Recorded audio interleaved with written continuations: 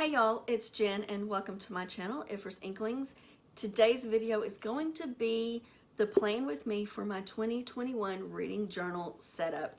I have moved my reading journal into this more true of an A5 size. This is the Exceed brand from Walmart. I know you can't see that, but that's what it is. I think I paid $7 for this at Walmart. I picked it up at the beginning of last year. I'm just using journals that I have this year because I have a lot of bullet journals that are blank and empty.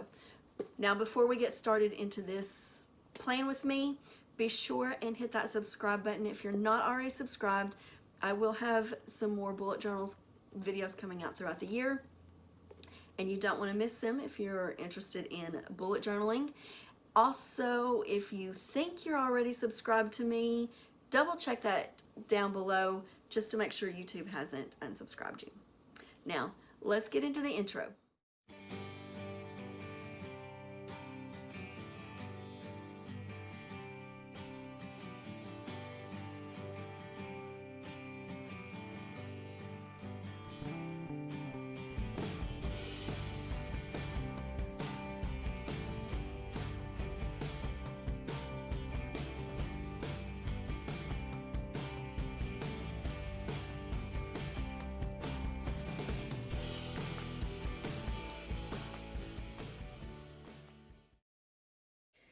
Hey guys, so I had originally done a full plan with me with my reading journal. However, the video I recorded on my phone, and my computer, when I went to transfer it, wouldn't recognize the file. It couldn't find it. So I bought a new camera and we're trying it again. But so this is going to mean that this is just going to be a flip through of my reading journal intro setup pages. I'm sorry, I don't know what happened. My phone apparently sucks. So this is my reading journal. It is the Exceed brand from Walmart. It is about the A5 grid size. This is the Lotriman 1918, and as you can see, it is the Walmart Exceed is just slightly taller and like maybe slightly wider. That's how that compares. And for the dingbat that I always use, it is the same height, but it's slightly thinner than the dingbat. All right, so let's get into this flip through of my setup and let's talk about it. We have our opening pages. This one has the index. Obviously, I don't use it. It's got 3 pages for 5 pages of index. And then this is where the pages start. It is dot grid and it is numbered. This is how I set up just for my 2021 intro page. And then we move straight into my pages here. This is going to be my color grid. As you can see, I've actually already chosen all these colors. January is kind of a navy and gold. Then over here we have my goals. I've got 8-ish. The first one is kind of my Goodreads goal. I want to read 130 books. That breaks down into roughly 11 per month. So there's 12 of these little boxes here. Number 2, I want to complete the Book Riot 2021 challenge, and that's roughly 4.2 books a month. And because there's 50 prompts, and then again 12 months here for me to track. I'm not sure if I'm just going to color in or if I'm going to color and number how many I read, or if I'm going to write the number below. I'm not exactly sure how I'm going to do that yet. We'll see when we get into the first month. Then here we have complete Pop Sugar 2021. Oh, let's back up. Book Riot only has 24 prompts, so that's 2 prompts, 2 books a month for it. Pop Sugar has 50 books, and that's 4.2 books a month. And then I want to do complete the year-round around the year in 52 weeks, which is 52 prompts. So it's 4.3 books per month. I want to read 12 short stories and do videos on those. So that is one a month there. And then we have Booklist Queen. She has 52 prompts on her challenge. Then the 52 Book Club, which is also 52 prompts on their challenge. And then the Buzzword 2021 by Books and Lala. I'm only going to aim for one book per month on that. I do have 6 challenges that I am trying to complete, as you can see in there. So, I also have a book club, and you'll see that all of my book-related spreads are going to be these boxes. And what I'm going to do is, so for my Book Ends Book Club, I already know the book. It was mine to choose, so it's going to be this one, The Midnight Library at Matt Haig. So what I'm going to do is I'm going to print out a picture of this cover, and then here's an example one, and I'll just paste it in there. Let's see, this one, see better over here. So these are my Kindle First books, and I will print out the cover for the Kindle book that I choose for them each month and paste it in as well, like that. So that's what it will end up looking like. Then my Book Riot spread, Book Riot Read Harder, this is what it looks like. And again, same concept. When I read a book for a prompt, I will put the cover in. And I will also color, if I read this in January, I would color in this and outline down here and color this in, and that way I know what month I completed that challenge in. And then Pop Sugar. Again, it's all the same format with the prompts, a space for the book, and then the prompts. I will go in and, so a book about forgetting, and kind of pencil in here what I'm thinking about reading so that I have an idea. Got a couple pages for that. And then this is my Around the Year in 52 Weeks. And I can fit, for a full page, 12 different prompts per page.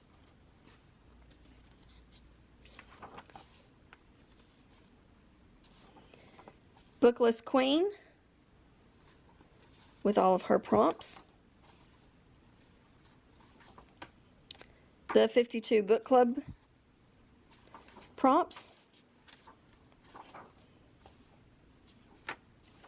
This is my Goodreads counter, and if you would like this printout version of this, I do have some that I can put in my Etsy shop. Just leave me a comment down below if you'd be interested in purchasing one of these for, I don't know, super cheap, $1 maybe. Let me know. I have one in with all the black outlines without the Goodreads up here. This is just empty. And then I have one with just the penciled in, so you could draw it in yourself if you wanted to. But this has room for, I believe it's 132 books. And my goal is 130 books for Goodreads for this year. If I read more than that, I've left space on the bottom so I can stack them up as if they're sitting on the floor.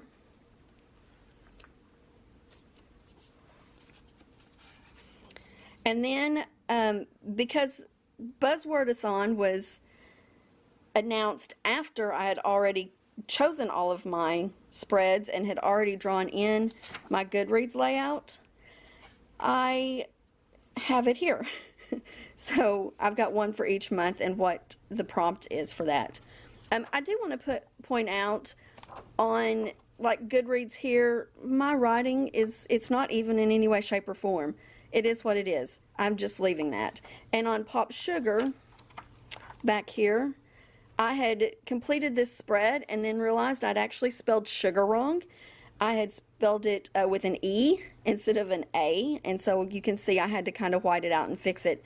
This doesn't have to be perfect, and just go with it with your bullet journal. It doesn't have to be perfect.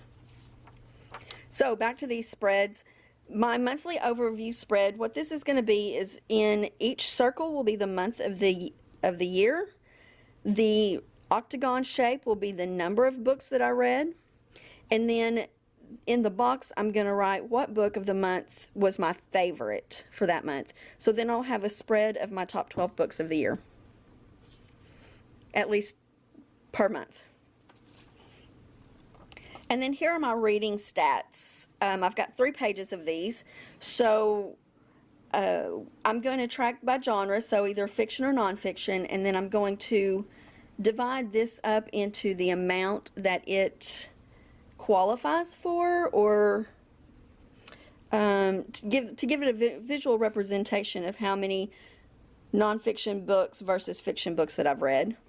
I'm going to track by month each of the number of each of these categories.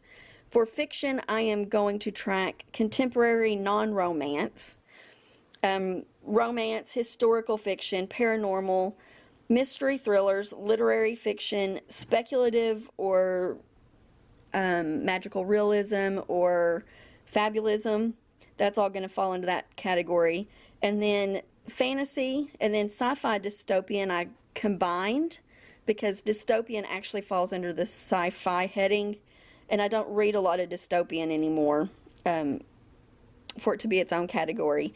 And then my final one is just other. If it doesn't fit in any of those categories, that's where I'm going to put it, such as like poetry collections or short story collections that don't have a genre theme, or I've got some other I've got some nonfiction that don't really fall into the nonfiction category, so I've left room for that in both of those. My nonfiction categories are memoir, biography, science, history, self-help, and then other again. Down here I'm going to do a pie chart of my series versus standalone books. And then on this one it'll be another pie chart of either new to me authors or authors that I've read previously. This page over here is, I'm going to put the total number of books, the total number of hours, and the total number of pages for the year. And then I'm going to track it down here. These two will be line graphs. I will track every single book I read by the number of pages, regardless of what format I read them in. And then over here, it will be also a line graph for the number of hours that I've listened to an audiobook. Same down here. This is going to be just the number of books that fit into these different page count categories, and I'll just do hash marks for those. And again, this will be every book that I've read, regardless of format. And then hours per book is the same way. It'll be just the audiobooks I listen to and how many hours are in that audiobook.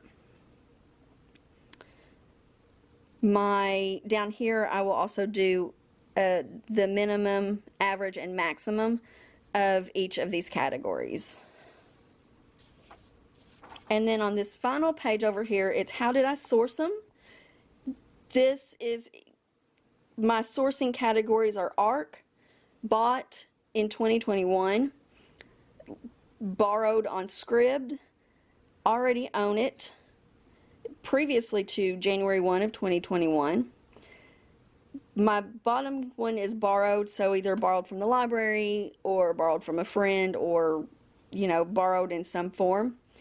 These two categories above it is, did I own it, but I decided to borrow it from the library, or own it and borrowed it from Scribd. And I wanted to differentiate those, because there's a lot of times that I own the physical copy of the book, but I want to listen to it in the audiobook form, so I will borrow it from the library or listen to it on Scribd instead. So I wanted to track how many times I did that as well. Down here is my format. It'll be a pie graph as well. Audiobook, ebook, or physical book. Age will be another pie graph. Was it children's, middle grade, young adult, or adult? Then I have this will be a bar graph for my star rating. And this one over here is going to be the year published. I've got 3 categories. I will assign colors to these. Was it published in the current year, so 2021? Was it published prior to 2021? Or is it an ARC that's going to be released in 2022? And I will just have a line for each of these categories. So each box could have up to 3 different bars. And this page I've left blank depending on what I want to, if I want to add any more. I don't know if I do or not. And then that will get into my January spreads, and you'll see that in an upcoming Plan With Me. I hope this format of this is okay. I wish I could have shown you me actually completing these spreads, but technology has not been my friend. So I hope you enjoyed that video and that setup. Let me know if there's anything in there that you enjoyed that you are going to recreate. And if you do end up recreating any of the spreads that I did, please link me to them. Tag me in your video or your Instagram post or on Twitter. I always love seeing recreations of the spreads that I do and how other people take inspiration from them. I get inspiration from a lot of different bullet journalers when I create my spreads and make them my own, and I enjoy seeing other people do that with my spreads as well. Thank you for watching this video, and please give me a thumbs up if you enjoyed it. Share it with other people that you think would enjoy some bullet journal content, especially reading bullet journal content. And again, if you're not already subscribed, then be sure and hit that subscribe button so you don't miss any more videos from me in the future. What you're going to see linked on the screen now is the playlist to past journal videos of mine that you can go and see some of the other creations that I have done in the past, and also a video that YouTube suggests that they think you will enjoy. I appreciate you watching, and until next time, I'll talk to you later.